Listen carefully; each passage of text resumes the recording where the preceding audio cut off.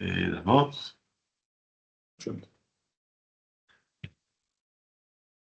Well, hello and good afternoon, dear ladies and gentlemen, dear colleagues and friends. Welcome to the first webinar organized by Andraž or co-organized by Andraž, the Citizen Slovenia for Asia Southeast Europe Secretariat in 2026. Apologies for the delay, small technical problems, but now everything should be working. My name is Goran Lampet and I will be guiding you through this through today's webinar. And I mentioned it's co-organized again with our dear colleagues from the Urban Planning Institute of the Republic of Slovenia, which are part of the Next Level Parking projects. As all our webinars, this one will also be recorded, so I kindly ask you to acknowledge that. The topic of this webinar is also in line with the Clean Move and Net Zero Cities projects. So it's about parking management, as mentioned, between politics and the public interest. The Next Level Parking project focuses on parking management as a key tool for promoting sustainable urban mobility. The main objective of the project is to reduce car use in functional urban areas of Central Europe and to increase the availability of sustainable alternatives, as well as to improve quality of life in cities through strategic management of parking spaces rather than focusing solely on the expansion of road infrastructure. One of the final results should be a parking policy evaluation and planning tool that helps cities analyze existing policies and establish action plans that integrate parking into broader sustainable mobility strategies and SAMs. Now, why is this parking and this project in general important, and why was that the first topic in 2026? As you already have seen in our invitation for today's webinar, we all realize that when we talk about mobility, the average residents immediately visualize a car and a parking space. And by now we know that this is not a solution, yet but there is still fear among decision makers, so that the changes that we see in our cities are usually, considering the parking policies, are usually reduced to increasing capacity with only a timid introduction of parking fees. That is why we will discuss why parking management is not political suicide, how to build public acceptance for parking management, and present the changes that have taken place in the field of parking in Slovenia. I'm happy to have two speakers from the Urban Planning Institute of the Republic of Slovenia, members of the Transformative Transport Planning Group, Dr. Tom Rai and Andraž Hudoklin, on board to inform us and give us more information on this topic. The Transformative Transport Planning Group at the Urban Planning Institute of the Republic of Slovenia focuses on sustainable mobility, meaning walking, cycling, public transportation, and develops transport plans and strategies for cities and communities. Follow them on social media, they really have a lot to say. So without further ado, we'll start with the first presentation by Professor Tom Rai. I believe that the introduction is not really needed due to the international recognition, but in brief, I will say transport policy academic with over 25 years of experience in research and practice, specializing in transport policy evaluation, mobility and parking management, and the integration of land use and transport planning. Tom, great to have you here, and the floor is yours. Okay, you hear me okay? Thank you very much for that kind introduction. Yeah, we hear you very well. Good. Yeah. Now you see my presentation all right? Just double checking. Yes, we can. You can just switch it to full screen. Yeah, that's perfect. Is that on full screen? Yeah. Okay, good stuff. Yeah, I'm from the Urban Planning Institute of Slovenia. I'm also a professor at Molde University College in Norway. Originally British, now living in Barcelona. And I want to talk about building political and public acceptance for parking policy, and how experience, I think, in many places shows us that implementing parking policy does not equal a change of political leadership at the next possible election. Okay, and then in fact there's continuity in the politics of parking policy. There is, sorry, just before I go on to this, I mean, I've been working in the field of parking both as a practitioner and an academic for 20 years now. I've always found it a fascinating and crucially important area of transport policy, because it's one of the few, if you like, sticks or push measures that's available to municipalities in pretty much every country in Europe. Road pricing existing roads has generated a huge amount of discussion in the academic world, but there are very, very few countries where it's actually legally possible, let alone politically. Whereas parking management, certainly on-street parking management, is legally possible and politically practicable in virtually every European Union country, and even in Britain. So, moving on, parking is without doubt a peculiar thing politically, and you'll recognize this, but I rather like this cartoon because it sums up some kind of attitude that seems to be prevalent in most countries. On-street parking is often seen as a right. It's perceived as a public good, so it should be subsidized or free, is the perception. And there's the lady who's got a car, and she's annoyed because the government hasn't given her a free place to park. And the guy who's going, I bought an air conditioner, but the government hasn't given me a free house in which to install it. And this view on the left is very typical. This view on the right, with most other goods and services, we are content for market provision of the goods and services. I'm not making a full argument for market provision of parking, but certainly some adaptation of the market to parking might be, or has been shown to be helpful. Just as a little contrast, I think something we often forget, but it's a good contrast about how usually politically uncontroversial public transport fares are. So public transport fares tend to go up every year, and people don't remark on it. But also look at the ratio of public transport fare to maximum most expensive 1 hour parking on street in these various cities in 2018. And bear in mind, of course, that a car often has many more than one occupant, whereas these public transport fares would have to be paid by every rider. So every occupant of a car that switched to public transport. But I think the key thing here is that nobody really thinks about, it's very, very rare that one sees any publicity related to increases in the price of public transport and the ratio of public transport costs compared to parking costs. But it's something that's useful for us to think about.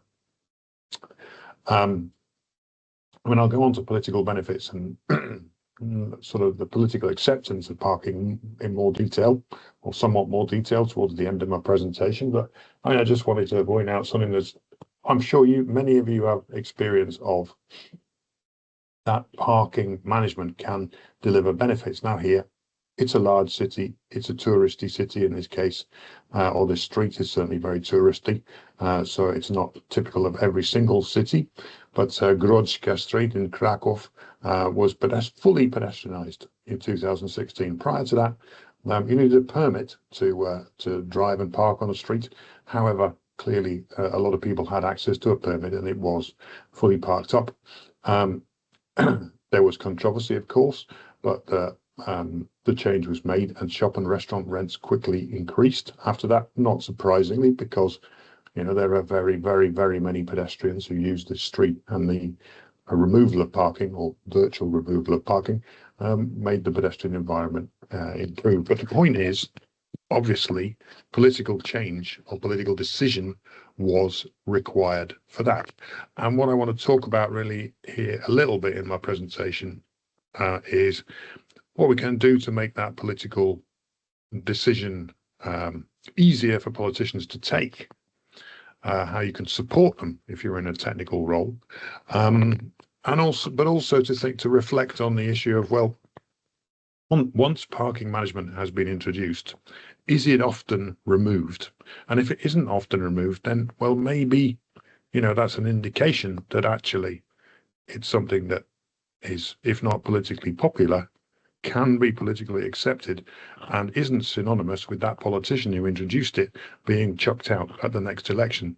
I'm sure there are examples of politicians who introduce parking management being chucked out of the next election. But linking that strongly to parking management is difficult to do. And there are many, many, many more politicians who introduce parking management and go on to get re-elected and to introduce more parking management. More examples later. One thing to draw your attention to, in terms of the range of transport measures that you might find in a sustainable urban mobility plan. I know this is very old data from 2003, but generally I don't think it's changed very much. This is trying to give the range of the acceptability among citizens carried out based on a survey in various towns and cities, the acceptability of different measures and their effectiveness in terms of reducing car use. And the basic pattern in this graph, if you look at it in more detail, is that parking pricing is an effective measure and a moderately acceptable measure. Whereas if you think about fuel price increases, also effective in influencing how people travel, but much less acceptable, and road pricing also potentially very effective, but very unacceptable. So the point is here that the measures over here on the right hand side of the graph, they're very acceptable, but they maybe don't have too much impact on how people choose to travel. These three measures here have more impact on how people choose to travel, but parking pricing is significantly more acceptable. So it's the most acceptable of the push or stick measures, if you like. But nonetheless, parking is still really, really, really controversial with lots of sensitive stakeholders, and even the stakeholders who are less sensitive, so residents, businesses, property owners, and so on and so forth. I'd say politically most important tend to be those local politicians anyway, tend to be local residents and local businesses and property owners. They're the really key ones, and the ones that politicians will be concerned about. So it's always nice to see an example of a politician that everybody wishes they had as their leader, right? So this is a guy, Carl Hansens, and this is how he deals with sensitive stakeholders who complain about parking. So first thing, he's centre right, okay? So he's not some raving lefty. And the second thing, he lives in Belgium. But no, Sint-Niklaas is, well, by European standards, a medium-sized city, probably by Southeast Europe standards, a larger city, but not super large. And their SUMP includes the removal of on-street parking in the city centre without replacing it with underground parking to create a better pedestrian environment. And in this news article here on the right-hand side, from a local paper where he was interviewed quite a lot about their SUMP, he's saying, I don't have to be popular. I just want to make the city a better place. And I can't just make no changes. If people come and he says elsewhere in the article, if people come and complain to me about the changes that I'm making, I say, well, I can't just do nothing. I can't keep the situation as it is because the situation isn't good enough. We need to improve. So when the interview was done, he was the alderman for mobility, but he's now deputy mayor. Right. So Carl managed to pursue this this kind of rhetoric and pursue his SUMP, which is now largely implemented, and at the same time, succeed politically. But of course, not all politicians are like him. So what can we do to make make life easier for our politicians, or support politicians who want to do parking management? So I think it's useful to think about the experiences of implementing parking management in the face of protest, because politicians will, of course, well, just like any of us really, but politicians especially, will get nervous in the face of protest about the policies that they're trying to implement. So I've got a few examples here from Austria, but this also echoes work that I've done in Spain with Spanish politicians, some of them from very small cities, like cities of about 7,000 people, but up to very large cities as well. This echoes work their comments, right? So this experience from Vienna, these people out protesting on the streets, they weren't like locals, they were from the opposition party. And so they were just like slagging off the Green-Red coalition in these banners here, and saying, look, this bike path could be, this bike parking could be your parking space. But the point is, they're from the opposition party. So the opposition party, of course, is trying to make political capital out of the measure. But one point that actually quite a lot of my Spanish interviewees made when I talked to them about this, they were saying, well, you know, this is the same party, like when they were in power before us, they actually had a bike parking plan. Or if they took over from us, if the political control did change, when they took over from us, actually they continued the policy. So this is political capital making, and of course that's what politicians or political parties do. Yeah, I think something to consider here is, if your politicians are concerned about this thing, well, to point out, you know, a lot of these people who are protesting here, they're not from the area, they're not locals, they're not the people, they're not speaking for the locals, they're just trying to bash you politically, right? Anything else that we can learn from the Vienna experience? So, you know, Vienna is a place where on-street parking management has been extended and extended and extended.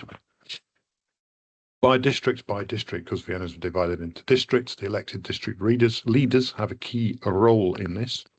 In some of the districts, before they implemented it, they carried out an opinion poll. Said, oh well, if we do that, if we do a random sample poll, it'll show us whether or not it's a good idea. Right. The opinion polls were carried out in some districts. So in a couple of districts with a negative result, they still carried on and implemented the measure. And what they found was that actually opposition to the measure died away after the measure was implemented. But obviously there, it's politically tricky for the politicians, if they've decided to do an opinion poll, to then go against it. Only one district actually kind of carried on with the poll and carried on with following what the poll said. Yeah.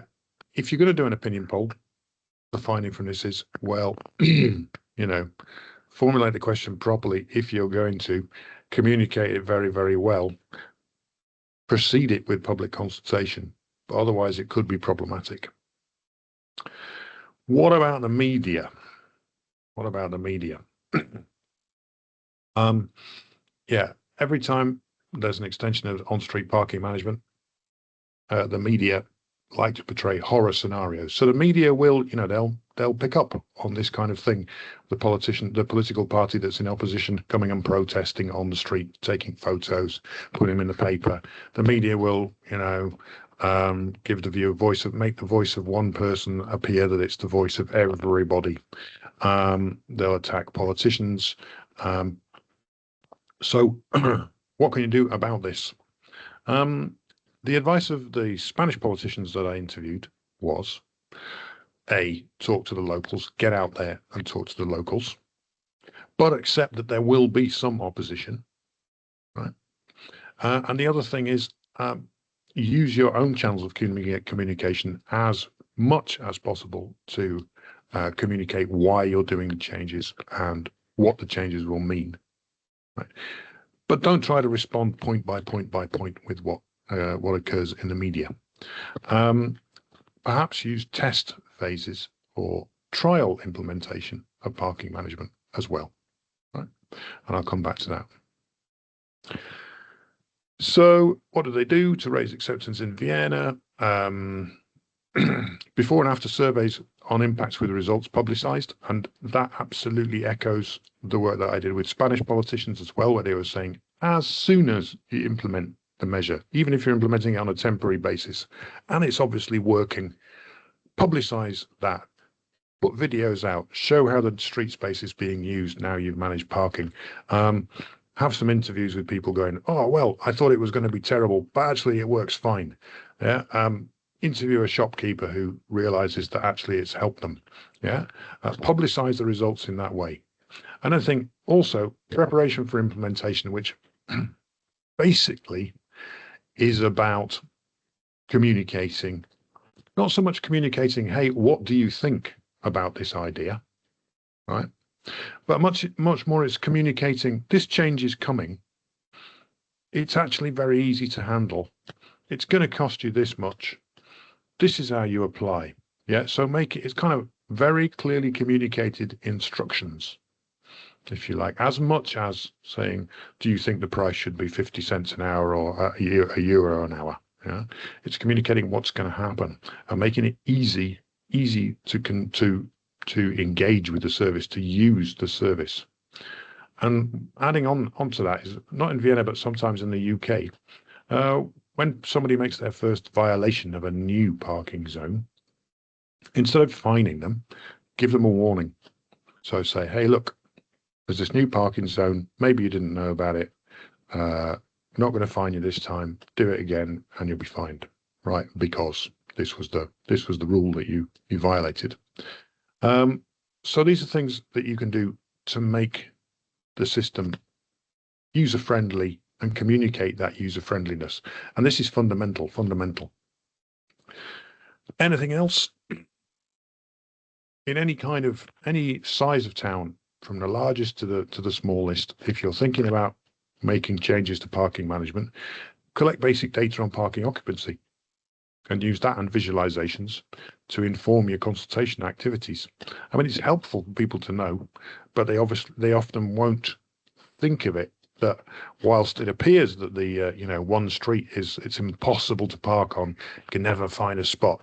Oh, but just around the corner, in fact, there's an underused area, right? And that happens in many towns, cities, villages. I'll show you an example. I have got an example that I could show you of a village where that was happening, right?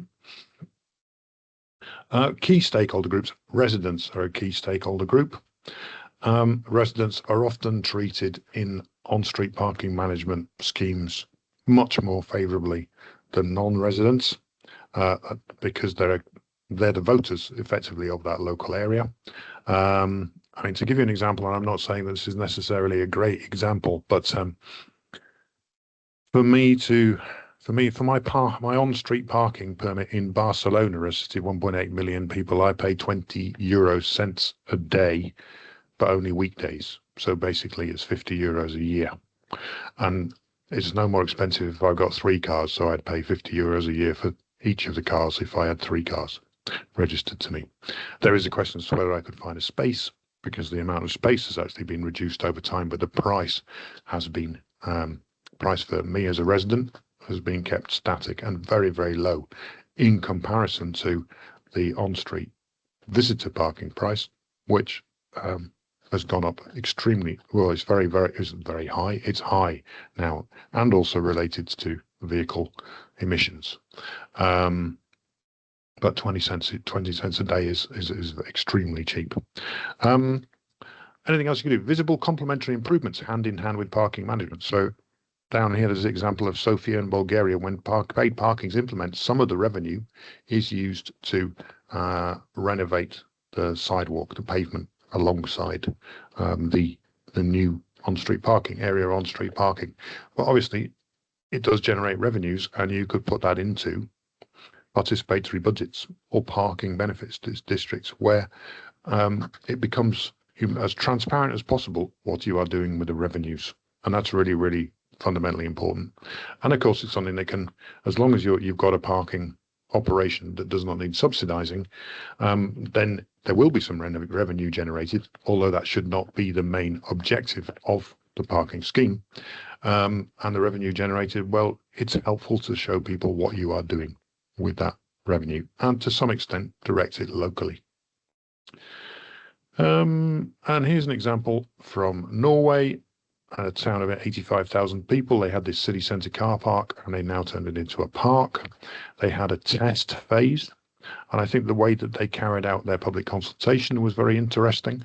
Usual suspects kind of opposed it. Young people whose voice was not normally heard supported it, so they used their youth mayor and special youth-orientated consultation activities, as well as the temporary conversion, where they held also consultation on how it could look like if it was permanently converted to park. Use those to, if you like, not drown out the voices of the usual suspects, the grey-haired, late middle-aged male drivers, But, you know, to balance those voices of opposition, and also, I don't know if you can say this is totally ethical. This is Norway, so it probably was pretty ethical. The original plan in the consultation was to build underground parking to replace the loft car parking or the converted car parking, but on the basis of if there was sufficient demand, if there appeared to be sufficient demand in other car parks. In the end, it wasn't built. That didn't have to be done. It was politically not uncontroversial, but not a game changer, and the mayor has stayed in power. A few final slides. So do a test phase with possibilities to modify, right? Sand nest there. People need a little bit of time to adapt to changes, show the benefits. It's absolutely fundamental. In participation, don't just listen to the usual suspects and do it and be patient. Now, I just want to very briefly touch on this issue. If parking management is politically risky, why is it spreading? So, okay, this is an example of London, and you're going to go, oh, London, city of 8.5 million people, blah, blah, right? How could it possibly be relevant to Southeast Europe? Well, I'm going to talk about the spread of parking management over time. So some of you may have been to London. This map shows the kind of northeast part of the city centre. So this is the inner ring road. This is the city centre. So you can see down there's the British Museum and the University of London. This is central London. And I used to work for the borough that runs this area, which is called Camden. And at that point, when I worked for them in 1994, 95, 96, it was possible to park for free on the street in this area up here, and actually anywhere further north, basically going up here. So on-street parking was uncontrolled in the mid-1990s in a city of what was then 7 million people. If you could find a space, you could park there all day for nothing, and you're a kilometre away from the British Museum, if that, right? And actually, while I was at the council, they had a legal challenge to trying to implement on-street parking in this area, and the legal challenge meant they had to revisit their plans completely, go back to the drawing board, completely political flack from that, problematic, but they carried on. And now, actually, if you go to the whole of London, this is what we're talking about, I don't know, 30 years later, all of London, all of Greater London, so all 8.5 million people, there are very, very, very few areas where on-street parking is not controlled. But back then, 30 years ago, it was a totally different situation. So I asked myself, well, if it's so politically difficult, then how come it has spread over a huge area and a huge number of people in a very short time, relatively speaking? That must mean that there are some political benefits to it as well. Barcelona. Okay, that was 2020. And you can see there are large parts of the city over here, is particularly and over here, where there was no control parking in 2020. By 2026, virtually the whole city, except this area, is covered by on-street parking controls. The most recent is just introduced just the other day, pretty much up there in Canyelles, is the most recent on-street parking zone. Okay, why is that so interesting? You think, oh, big city, leader in SUMP, etc., etc. Politically, it's very interesting because the first 3 or 4 years of this period, the council was controlled by the famous Superblocks mayor, the sort of green left mayor. And the second 3 years, it's been controlled by a more car-focused, if you like, slightly more right-wing government, city government. But this slightly more right-wing city government hasn't stopped introducing more on-street parking control. Just because there was a change of city government, the policy has continued. So there must be some political benefits. Anything else? Well, this is very interesting from Scotland.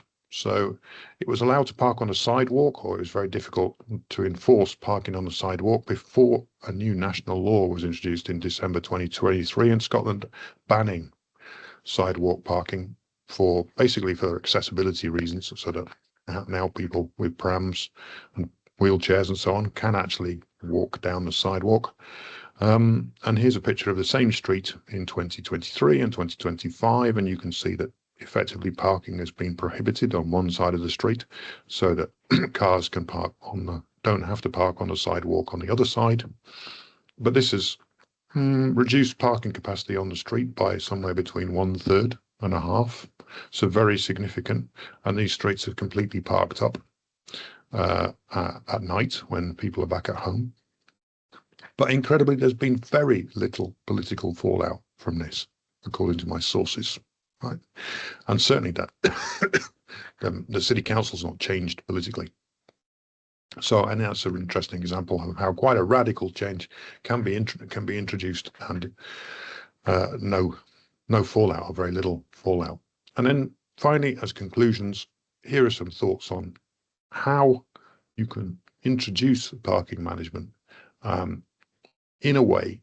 It doesn't guarantee there won't be protest, but it makes it more likely that there won't be political fallout, or huge amounts of political fallout or opposition once it's been introduced.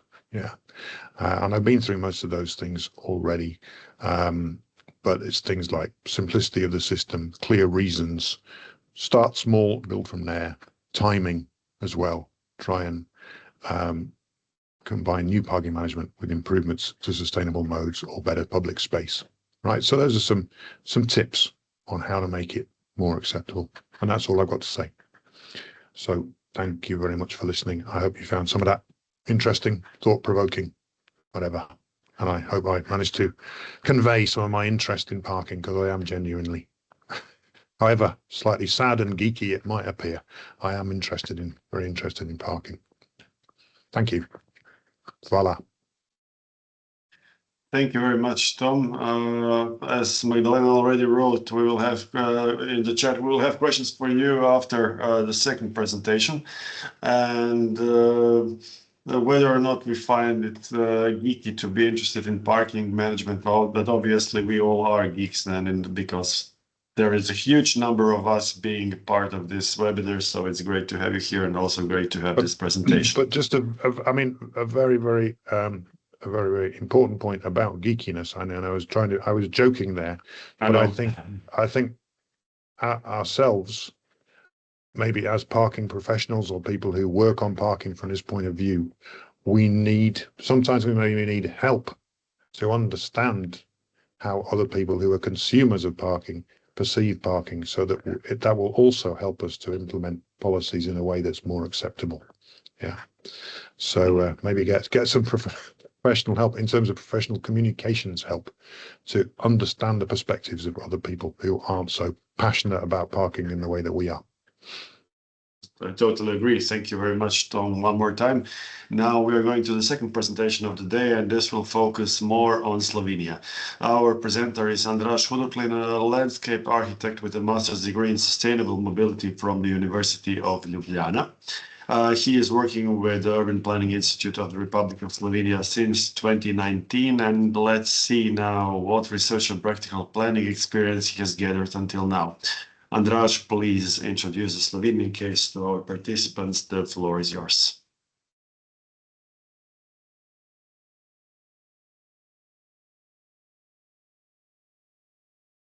Thank you, Goran. I hope you can see my presentation. Yes, we can. All good. Free to go.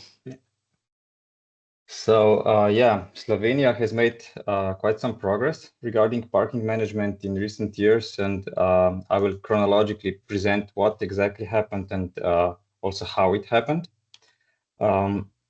So first important steps in the field of parking management in Slovenia started with the first generation of SUMPs about 15 years ago.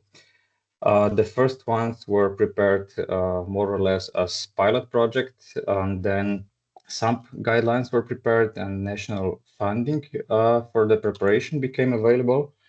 And within the SUMPs, parking management was addressed as an important part of municipal mobility system.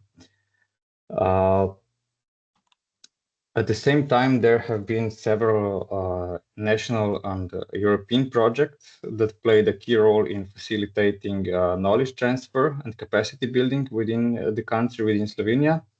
And our Urban Institute has collaborated in a number of those projects, and here are some most important ones, including next level parking. Then in 2022, a tool for local parking policy analysis, ParkPath, was developed. Or no, it was not developed, but in 2022, we published guidelines on ParkPath. So ParkPath actually means parking policy audit. It's for cities and municipalities to audit their parking policy, even if they don't have a formal parking policy. They almost always have at least some rules regarding parking in their cities or in their municipalities. And these guidelines are not only a translation of the original ones, but we adapted it to the Slovenian context. We did some ParkPath audits in Slovenia, and if I'm not mistaken, we also did one in Zadar. So yeah, we did this with the support of the ministry in one of the national projects, and I think this was one of the attempts by the national level to try to support parking policies on the local level.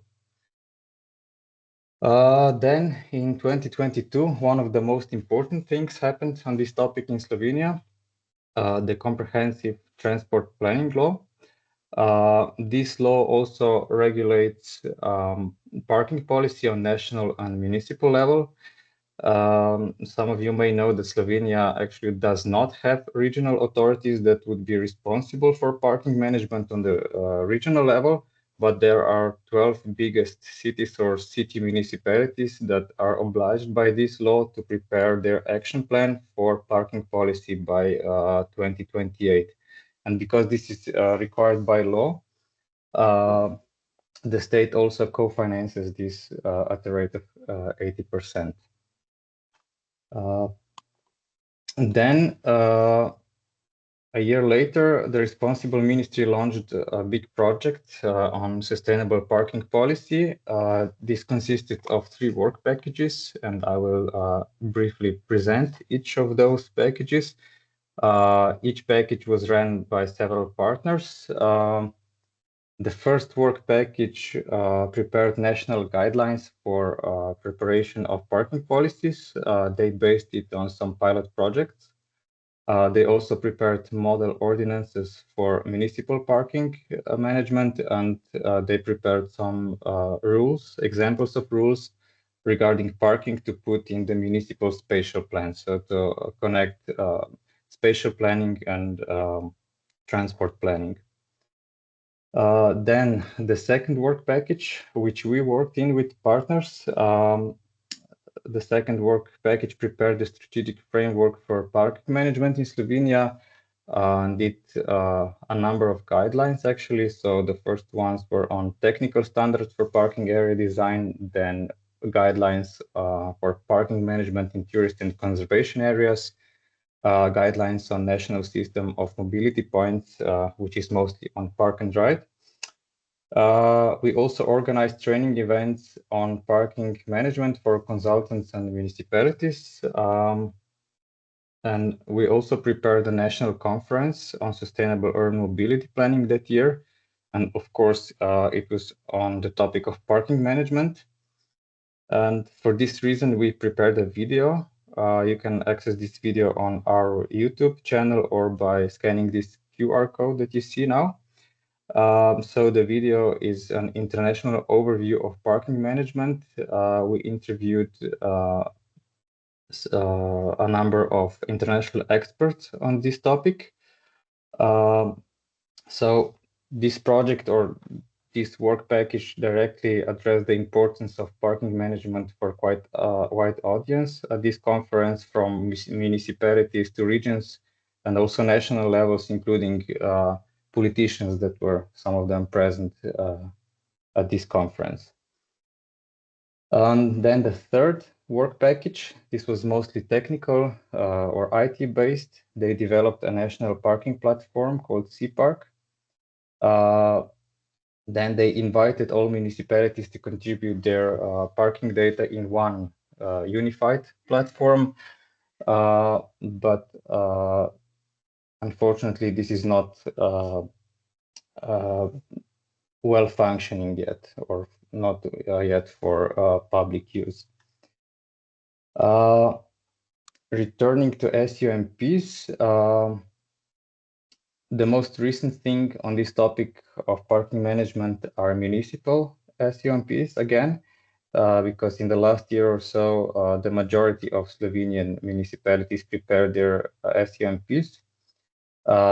This is the situation that you can see from October last year, and currently there are more municipalities that have adopted their SUMPs, so more of them should be green.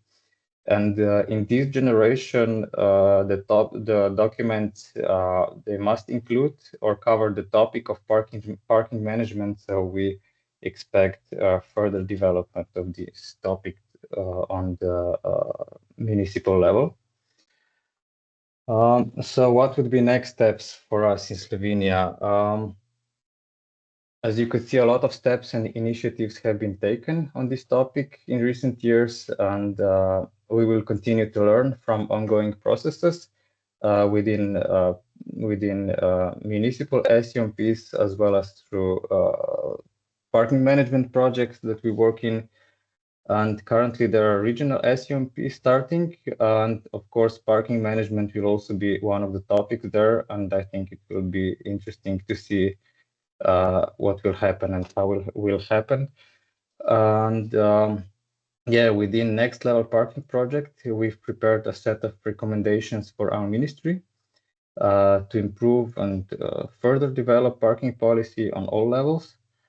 So the overall or the most important one of the recommendation is monitoring and evaluation to see the results of the efforts and to see what should be adjusted or what should be improved to achieve better outcomes. Yeah, and maybe not the most optimistic ending of this presentation, but this year we have national elections. And yeah, the fate of parking policy often relies on political support. So we will see if the positive process will continue with national support or not. So yeah, that's it from my side.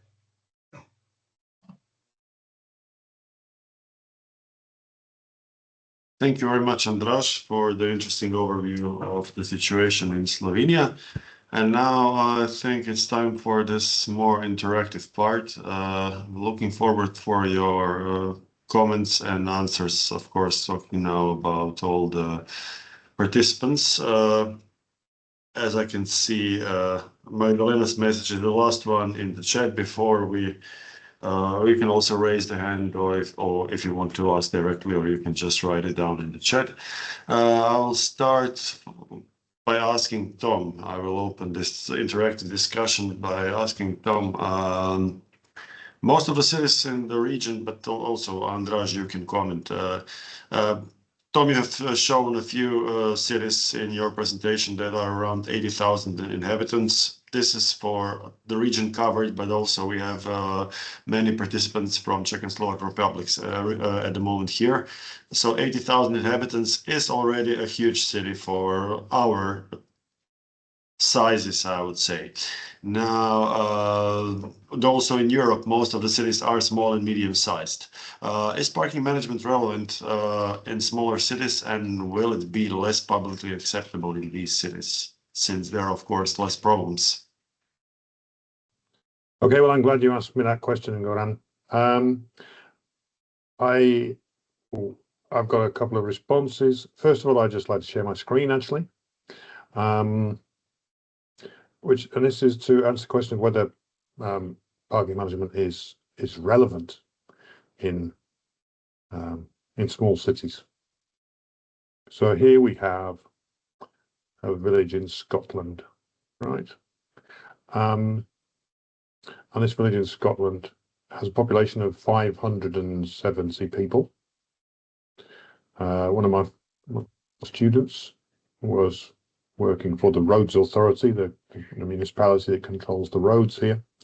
There's shops here on this street, and the shopkeepers were complaining that visitors, because it's a tourist town by the side of a loch, on the way up to the Highlands from Glasgow, they were complaining that their visitors, their potential customers, couldn't get parked on the main street.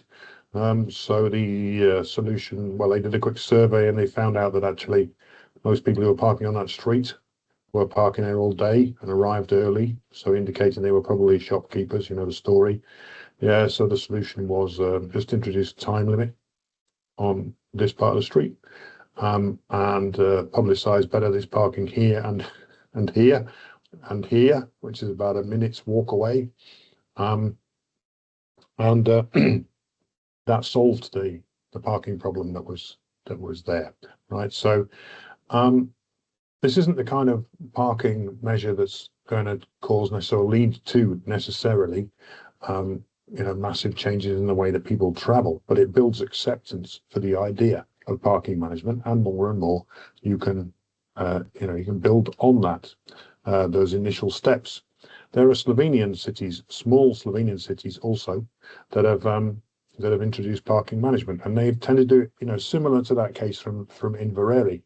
So the town of Tržič, and pardon my pronunciation, that's about right, wasn't it, Andraž? Tržič. I'm not quite sure the population, but just a few thousand in Tržič, and there paid parking was introduced on the most these very most central few parking spaces, tens of parking spaces, where people were saying, it's very difficult to park here. And parking problem disappeared because people were signed to free parking a couple of minutes walk away. So in answer to your question, I think parking management is relevant to smaller and medium-sized cities, but you have to at least, especially in the beginning, make sure that the measures are not disproportionate, that they address the problems that that people perceive. So you have to talk to people about their perceptions of the problems, but also you have to gather data to measure more objectively the state of that problem. So if you gather some data just from a simple manual survey, parking beat survey, on how long people are staying on the parking spaces, you get a very good idea very quickly of who's using them. Be it residents who are parking on the best parking spaces in the town, or maybe it be the shopkeepers. They might be doing it, and that's why people who come for a few hours can't find a spot. So if you've got some data, some actual data that you've measured to compare with people's perceptions, then that helps also people to understand the problem and to understand where your solutions are coming from. And then there's all that stuff I said before about when you actually get to the point of implementation, make it super clear, make it communicate exactly what is going to change, when it's going to change, how much it's going to cost, who's going to be affected, where you can buy a ticket, where you can buy a permit.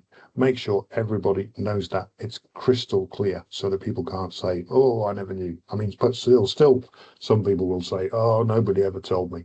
But if you do that kind of communication, then it helps a lot to soften the blow, if you like. And I think that finding that example from Sofia, I mean, I know Sofia is a big city, but the principle of taking the parking revenue and saying, hey, this is how much parking revenue we've raised, and we're going to have a participatory budget with local citizens to decide how can we improve the city centre or the town centre with some of this money. That's also going to improve acceptance. Now, there was another question that you asked, Gordon, if I remember, which was, is there more, or is parking management less politically acceptable in smaller cities? I don't know, because I haven't done a survey, right? And I think there's grounds. It would be great, for example, if you like, if you've got a bit of spare time, you do some kind of survey of small cities and say, have you ever tried to introduce parking management? Was it impossible, or did you manage, kind of thing? And because there's not enough research, I will say there's not enough research and knowledge about parking in smaller cities. But I think a lot of the principles here that I've been talking about are absolutely applicable to smaller cities, but they have to be proportionate. They have to be implemented in a proportionate way. Okay. Okay. Yeah. Thank you very much for the answer. Now, since you mentioned Tržić, if I got it right, then one question considering the implementation, Andraž, what are the most important good practices that you introduced in Slovenia or that you can mention, as obviously Tržić did some interventions? Do you have some others you would like to mention, and what kind of ones? Yeah. Tržić has made some measures, and I think they're quite successful. We didn't work on Tržić actually, so I'm not very familiar with what they implemented, but I know that they guide drivers to empty parking spaces, to empty parking areas where they have parking spaces left, so there is less time. People use less time for circling around, searching for parking spaces. And as Tom mentioned, parking beat, this is kind of analysis that we used in some Slovenian cities, for example, in Ljutomer or Ilirska Bistrica.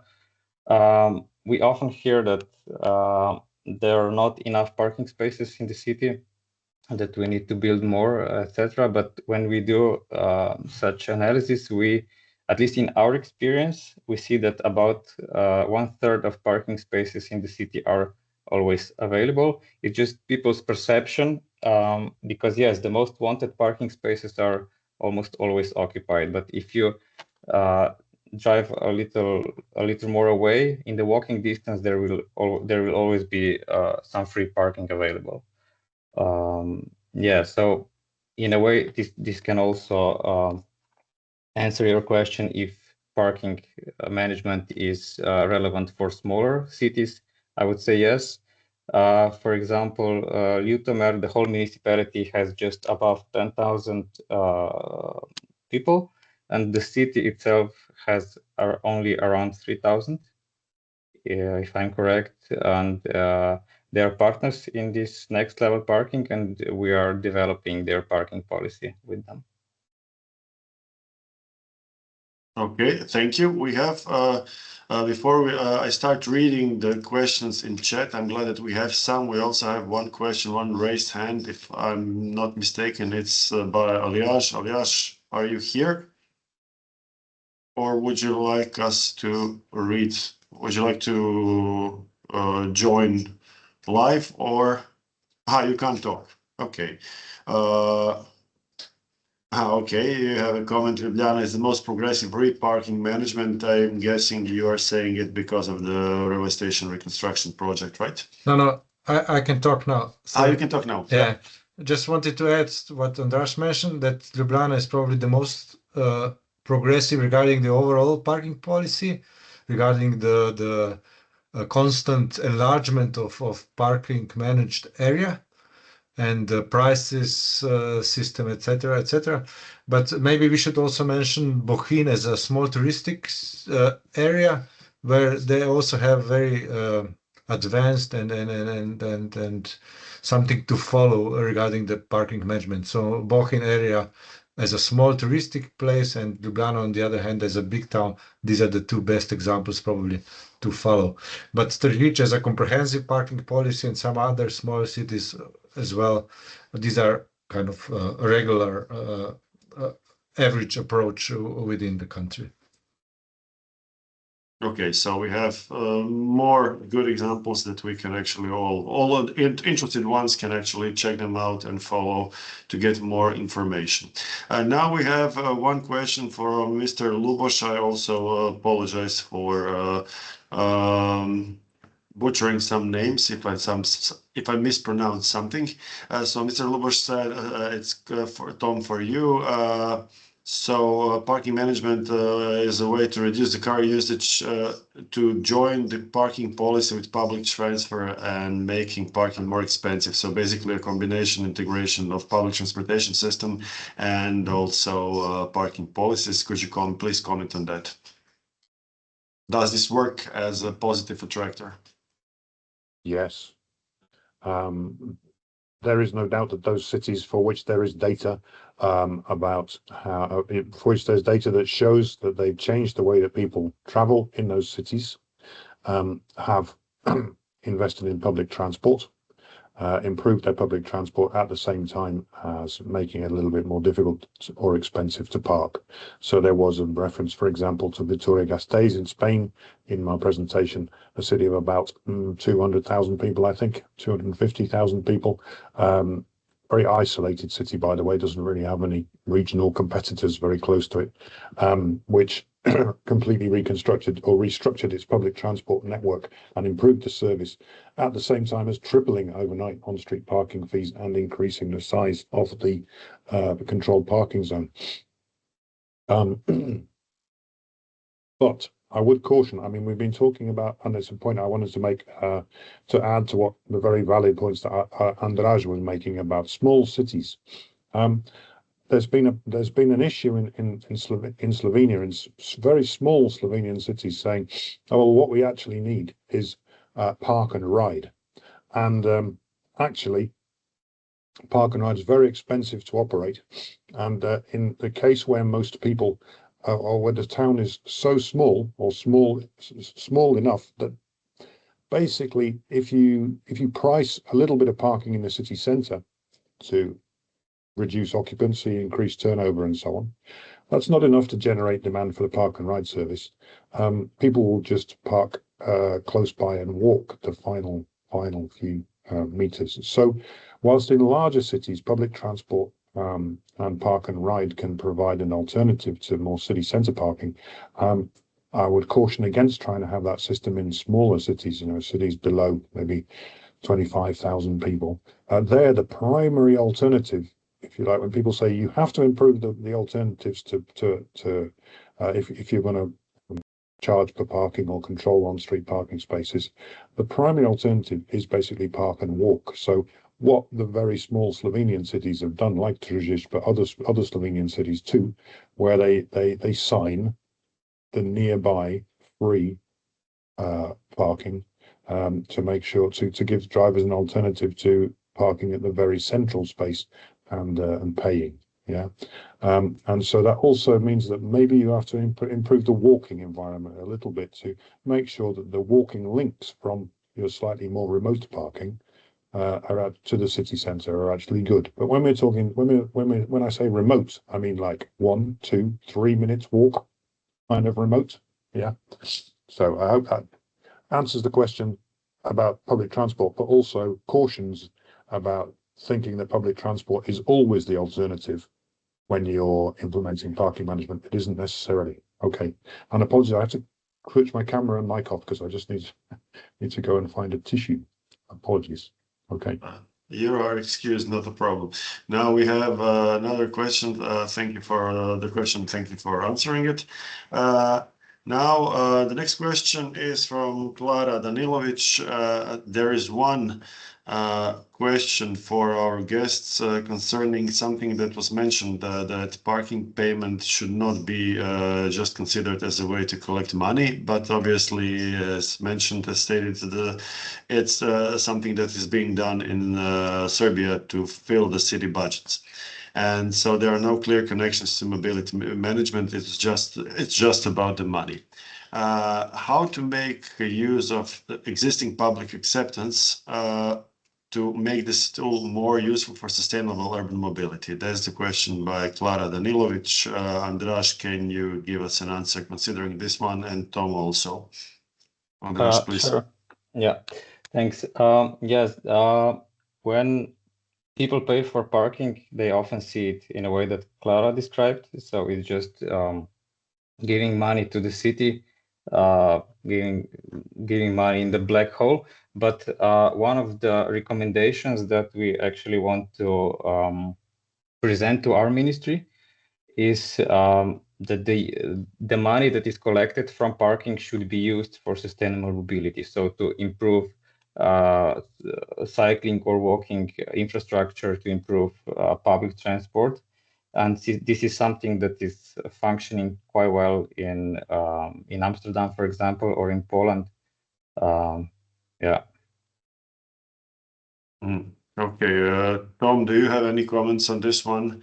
So considering the fact that parking payment is considered as a way to collect money to city budget and how to actually change that or how to make use of existing public acceptance to make this tool more useful for sustainable urban mobility, question by Clara Danilovic. I don't know if you have heard it. Well, thanks for repeating it. Yeah, I realize this is a challenge in some countries and in some cities. All I can say is that there are clear political advantages to making transparent how much money is raised from parking, and from spending that in a collaborative way with the citizens. Yeah. And I showed the example from Sofia because I think that's not a Scandinavian country, that's not the Netherlands. Yeah, it's a former Eastern Bloc country where, okay, they're not using participatory budgeting, but they are making clear how much they raise from parking, and they're spending some of that money on improving the street environment, so that people can clearly see that the money that they're paying for parking is being used. And as Andraž said, I think the Polish example is really inspiring, where larger cities can declare a special parking area, and there all the revenues go to sustainable transport, and the city is required to publicize what they're doing with the money. And that kind of thing, has to be done really, and it's part and parcel of making parking management more acceptable. Because if not, then I think people have a legitimate concern that maybe it's just being used as a money raising tool. But one way of also countering that argument, even if local legislation or national legislation means that you have to put the money back into the general city budget, is to say, well, hey, look, these are the problems that we had, that you remember how difficult it was to find a parking space. And now we've got this system in place. The situation is much better. Actually, the parking situation functions better, and therefore you can at least demonstrate that the system is achieving its objectives, and isn't just there for money raising reasons. Okay, thank you very much. So basically the transparency that's actually needed in all the aspects of local government is also very well needed here. Andraž? Yeah. Maybe just something to add, that people are often not aware of what is the actual price of one parking space in one city.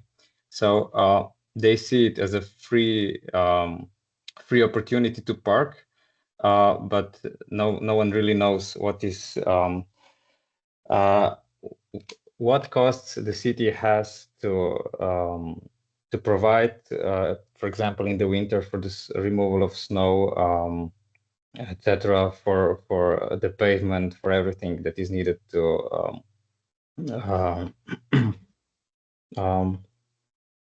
sorry, I thought Aljaž pasted something that supports this claim, but making people aware of the real cost might be one of the ways to support this.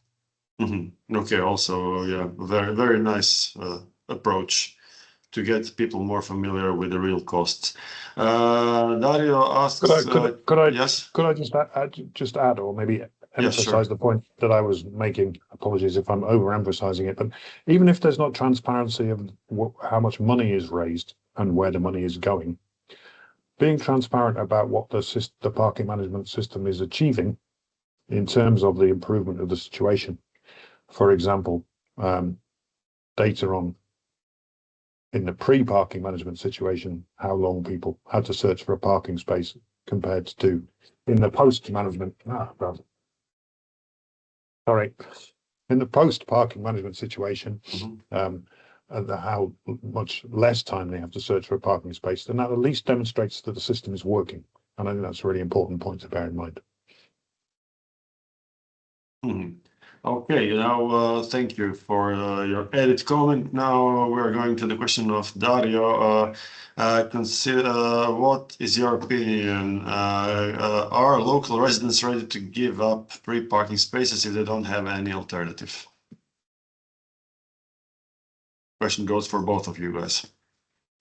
Do they not have any alternative? I think is a question, right? People usually have some kind of alternative, but the question may be whether they're able to tolerate or whether they will move to that alternative. But the reason that I showed you in my presentation the picture from Scotland was because I was really pretty surprised by that myself. I no longer live there. I used to live there. The legislation was being planned when I did live there. And as I said in my presentation, the introduction of the pavement or sidewalk parking ban reduced parking capacity in what appeared to be completely parked up streets by between 1/3 and 1/2. So a very, very significant overnight reduction in parking capacity. And as I also said, at least my sources, and my sources work for the National Transport Administration in Scotland, my sources tell me that there was not any significant political backlash against that. So clearly the people who used to park on the sidewalk are finding somewhere else to park. Maybe 5 minutes walk away, but they're finding somewhere else to park. Maybe 1 or 2 of them get rid of their car. Not very many, not in the short term anyway. But yeah, so I think people are maybe more adaptable than we think. And also, we maybe think that because it's the people who object the most who make the most noise, and the people who actually support the policy don't make any noise. So a general lesson of parking policy implementation is when you've implemented it, most people accept it. Yeah.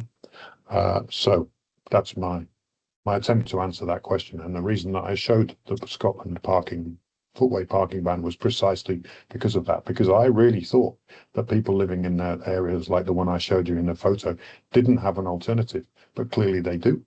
Yeah, clearly they've gone somewhere, right? And they can still live their lives. Okay, thank you for that. So obviously I need not a parking management, I need a question management system at the moment. There are actually quite a few questions here. Now I'm going Perhaps to you should the other start box. pricing. So you should say the people who think their question is most valuable could pay the most money. I like the approach. Yes, I'll be rich if you continue putting questions like this one. So we have now one question. I'm going to the other box, and it's by Mateo Urovic. Thank you for making me change the box, Mateo. So we have 3 questions, and it goes both for both of you, for Andraž and for Tom. How to deal with parking demand that is not accommodated by parking supply, for example, after the removal of parking spaces? How to address the situation where more than 100% of parking is used by residential users rather than commercial ones? And are there effective EU examples where parking standards in spatial land use plans for newly constructed buildings have been adjusted in favor of sustainable transport systems? Are there any EU analysis on these topics? All 3 questions. Thank you, Mateo. Very great questions. Also, each one can be a separate webinar, but still, if you can, guys, give some answers. Also, the other experts that are part of the webinar can also join in the discussion for these ones. Please. So the question about really streets where there's more than 100% residential demand, or areas where there's 100% residential demand. Okay. So that's why I use my example from Scotland, because I think that's basically situations where there was more than 100% residential demand, but where parking supply was reduced, even so. Yeah. Another example, and I know it's a big city, and it's not like, in many ways, many Southeast European cities, but Barcelona has reduced its on-street parking supply from about 140,000 spaces to about 105,000 spaces. So the total number of spaces on the street has reduced by that level in about 7 years, right?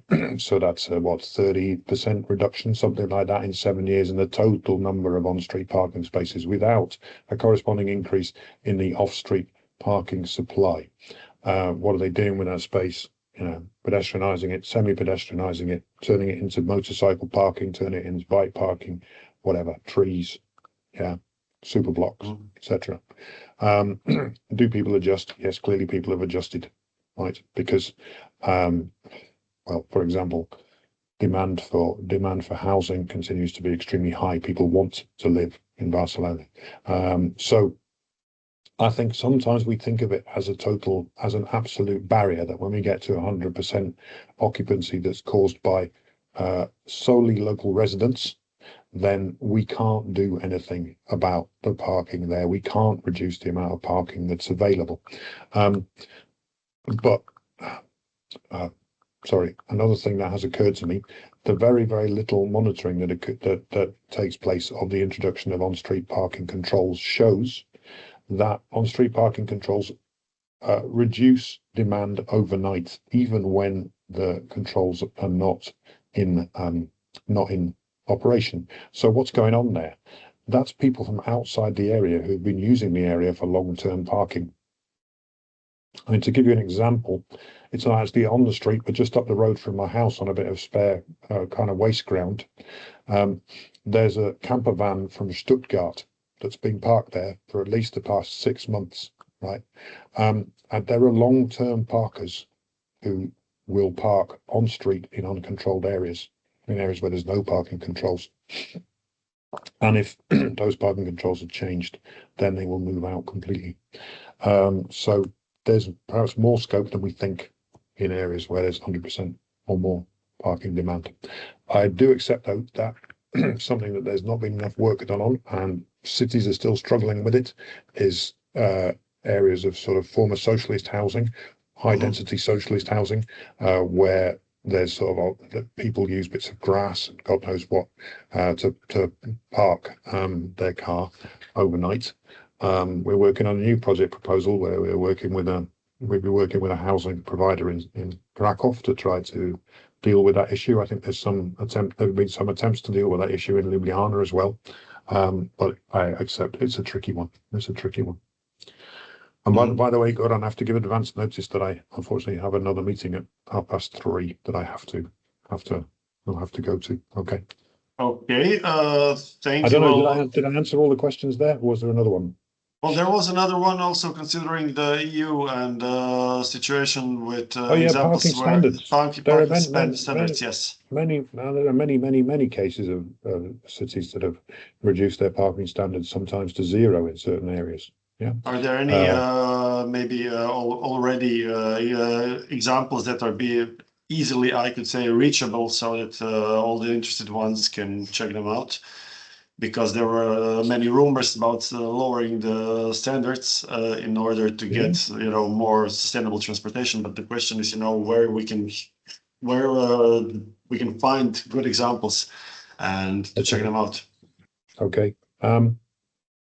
I can send you a report, which is a little bit, the reporting I'm thinking about is not a study of maximum parking standards overall. It's a study of certain developments that have applied, much lower parking standards than normal. There are some lessons. You should have them close to the city centre. These developments, I'm talking about, primarily residential, but with mixed uses as well. So some jobs and shops, but primarily residential developments.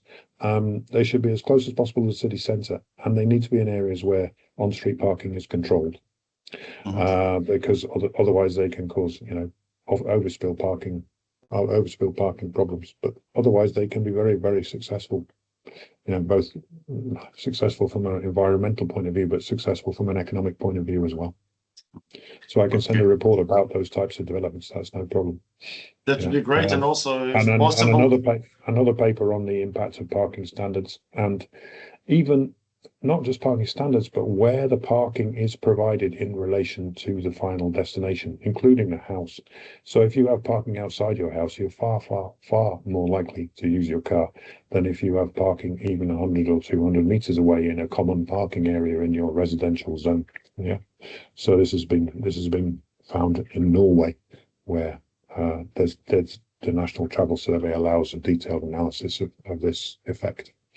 Okay, Andraž, I can see your hand. You rose your hand, please. Yeah, since the time is running out and Tom is leaving, I suggest that you share our contacts, and for the remaining questions, people can contact us directly, and we can provide That was definitely study one of, answers.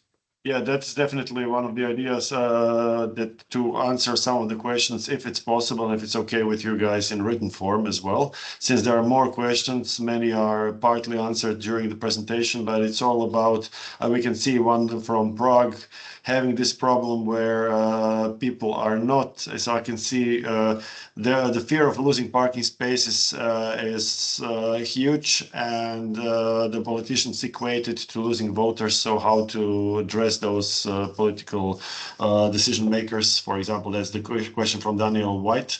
We can also answer it in written form if that's okay with you. But short, brief comment, Andraž or Tom.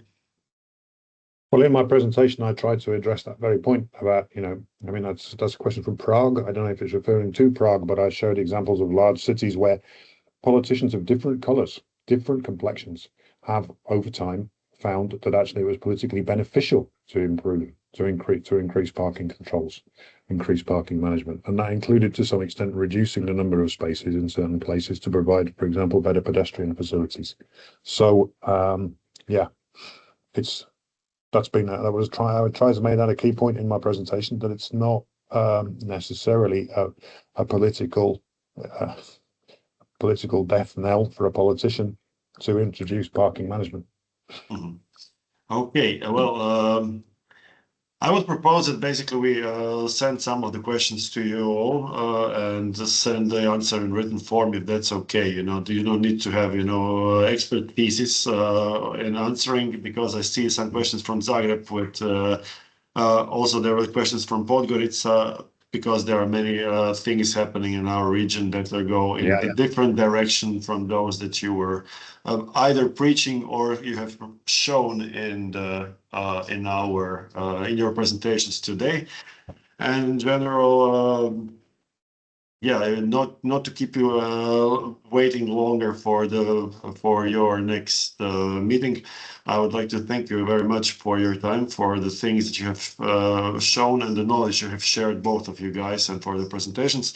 Obviously, we have seen that the communication is very important, especially if you are lousy at it. So basically, have good communication, make a poll after a testing period, and make longer test period phases. People will most probably accept and think that you are implementing, especially considering the parking policies.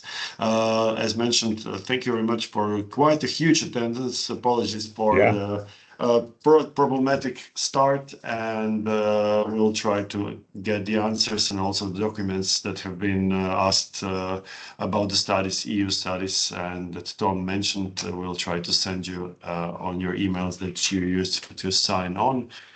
Have a great day, and continue following either Urban Institute of Slovenia or Odras and CIVNets, both Czech and Slovak republics, or our local one, Slovenia, Croatia, Southeast Europe. We'll have more similar events through the year. Enjoy the rest of the day, and thank you. Bye-bye. Bye-bye. Thank you.